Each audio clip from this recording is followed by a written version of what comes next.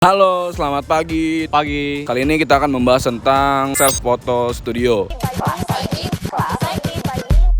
Self photo studio itu apa sih? Nah, kan banyak tuh sekarang di mana-mana. Gue lihat di Instagram kan lagi rame. Moto sendiri kan. Apa sih yang membuat orang itu tertarik menggunakan self photo studio itu tanpa adanya fotografer? Kita langsung ke dalam aja kali ya, tanya langsung sama ownernya. Sekarang gue di Clickbox Studio di daerah Cipete. Kalau kalian yang mau coba itu di depan Pagi Sore Cipete ya. Nih tempatnya di lantai 2. Langsung lihat ke dalam aja kali ya.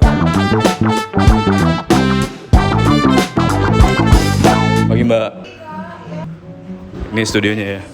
Boleh diceritain ini sedikit latar belakangnya ini tentang Clickbox Studio? Oke, saya dengan Reynolds. Latar belakang di studio ini sebenarnya ide inspirasi dari istri saya. Istri saya tuh ngasih lihat di Instagram. Suka di foto pasti ya? Istrinya? Istri saya suka foto. Mertua saya suka banget foto juga. Terus dia suatu waktu dia ngasih lihat di Instagram. Ini ada yang menarik deh. Foto studio nih kata dia. Terus saya lihat-lihat, menarik juga ya. Terus saya pelajari dan saya ajak beberapa teman saya. Kebetulan saya nggak punya background di foto, tapi punya pengalaman banyak dari istri karena suka foto. Background lo apa mas? Background saya arsitek. Oke. Tapi seninya udah ada dari artisnya. Seninya udah ada. Ada sedikit lah mas ya. Kalau istrinya? Istri bankers. Oke. Nah terus nih, kenapa bisa memilih membuka jasa self photo studio ini? Kenapa nggak, maksudnya buka studio yang ada fotografernya atau gimana? Isi kita lihat sih unik banget ya. Maksudnya waktu pas saya ngeliat gitu, ini ide unik banget sih, lucu banget.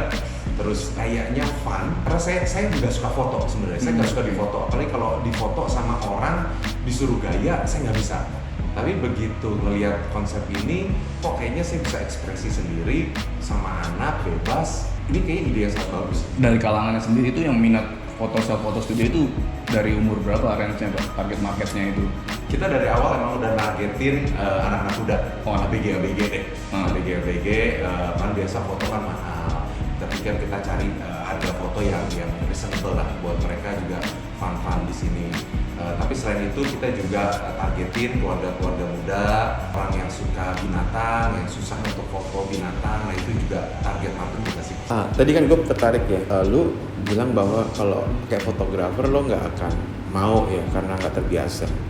Terus kemudian kalau nggak ada fotografernya itu lo bebas aja. Nah fenomena ini terjadi nggak di orang lain menurut lo juga? Saya rasa banyak mas yang kayak gitu mas. Bukannya kita lebih suka kalau ada fotografer, tapi fotografer yang enak untuk masuk ke kita itu nggak banyak mas kadang-kadang. Itu yang saya jadi kadang males loh disuruh itu.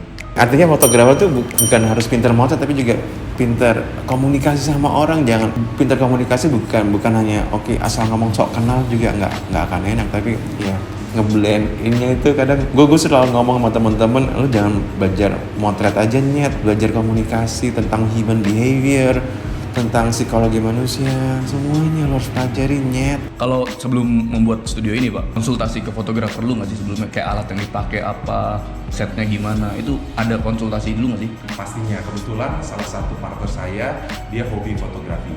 Dialah yang saya ajak untuk bikin ini Clickbox Studio ini. Gue jadi pengen buat. Jadi pengen beneran. Alat yang digunakan tuh apa aja Pak?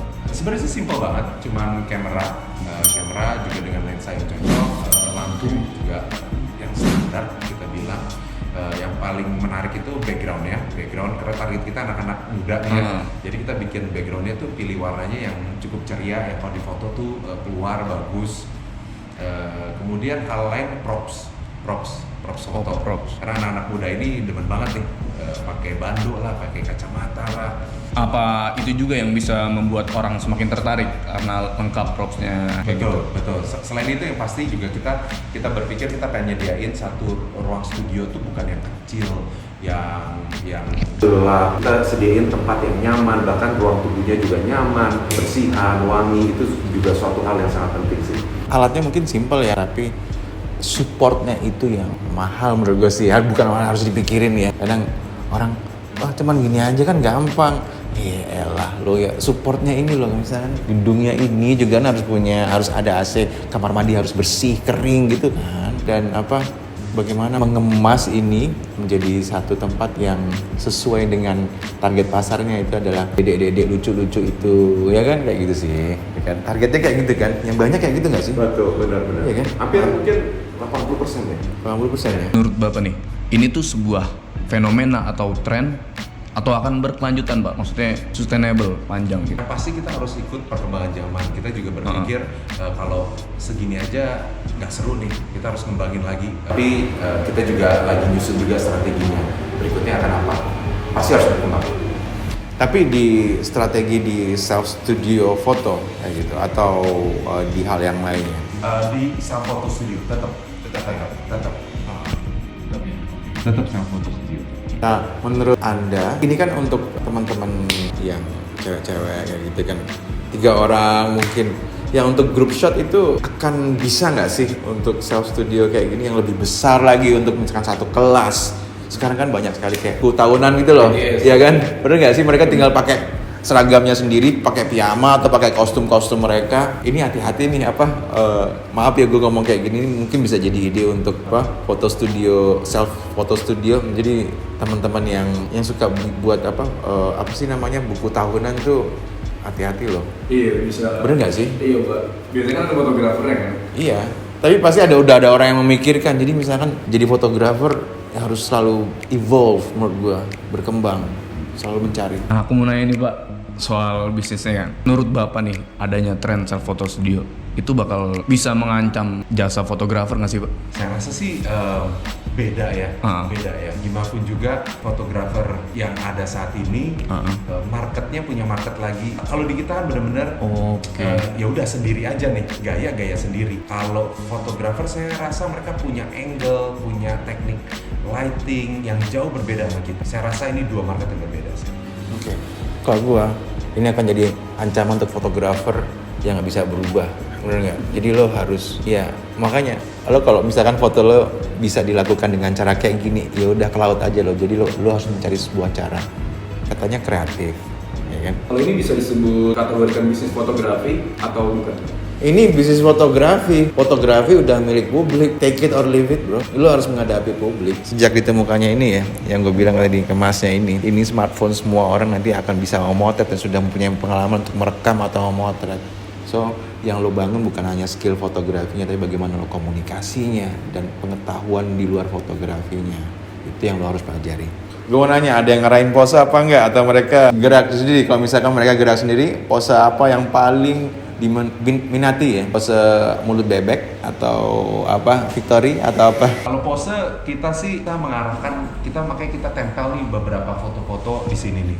Ini sebagai contoh orang kalau bingung pas lagi nunggu posenya kan gimana sih? Kalau grup itu posenya bagaimana? Kalau berdua bagaimana? Mereka bisa ngeliat dari contoh-contoh seperti ini. Foto-foto di sini ya teman-teman. Ini cara misalnya kalau kalian mau buat, ini cara mereka ngasih lihat referensi pose-pose biar mereka juga bisa lihat referensinya, karena mereka kan orang-orang awam ya, mungkin ada yang malu-malu gue harus kayak gimana nggak tahu. Jadi ini kayaknya sebuah referensi yang oke nih. Gue pengen mulai dari mengapanya, why ada ini, menanggapi tren itu atau bagaimana? Waduh. Saya fotografer iya, tapi gue melihat fenomena kayak gini, menurut gue sih luar biasa. Gue mendukung ya untuk namparin yang fotografer itu, gue bisa motret, tapi tidak jeli akan sebuah chance, kesempatan.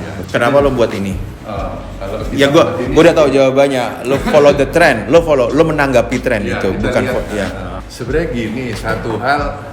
Kalau tren udah pasti ya kita lihat itu pertama. Kedua, dari gue sendiri nih, kadang kalau gue sendiri salah satunya adalah gue kalau di foto tuh kan suka tegang kan. Kalau di foto. Jadi kadang kan bingung tuh, lu diarahin suruh senyum, malah nggak bisa senyum gue. Oke. Ada dasarnya gitu. Jadi kepengennya sih kalau ada kayak begini tuh, kalau gue sendiri ya bisa lebih santai. Karena kan lu masuk ruangan pakai remote, jadi lu lebih bebas lah gitu. Saya juga sama tadi ngomong kayak gitu, bahwa iya nggak nyaman kayak gitu. Makanya gue bilang, ya juga kalau misalkan gue bilang ya kalau pakai fotografer lebih mahal. Kadang kan kebutuhan kita tuh cuma untuk foto dokumentasi pribadi aja kan. Nah ngapain gue harus motret sendiri, nggak bisa.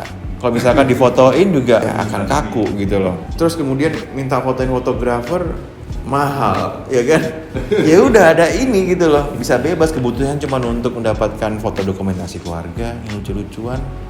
Menurut gue sih sangat efisien, efektif, dan menurut gue sih smart. Dari konsumen gitu Pak, mempermasalahin nggak sih kayak kamera jenis apa yang dipakai atau apa cetaknya, hasil cetaknya gitu, ada yang mempermasalahin nggak Pak? Syukur sih kalau hari ini dari cetakan semua hampir 90% mereka puas lah intinya. Itu yang kita harapin juga sih Riari. Kan kalau teknis sampai ke oh ini kameranya apa tipe apa kayak begitu belum sampai lah, belum sampai ya.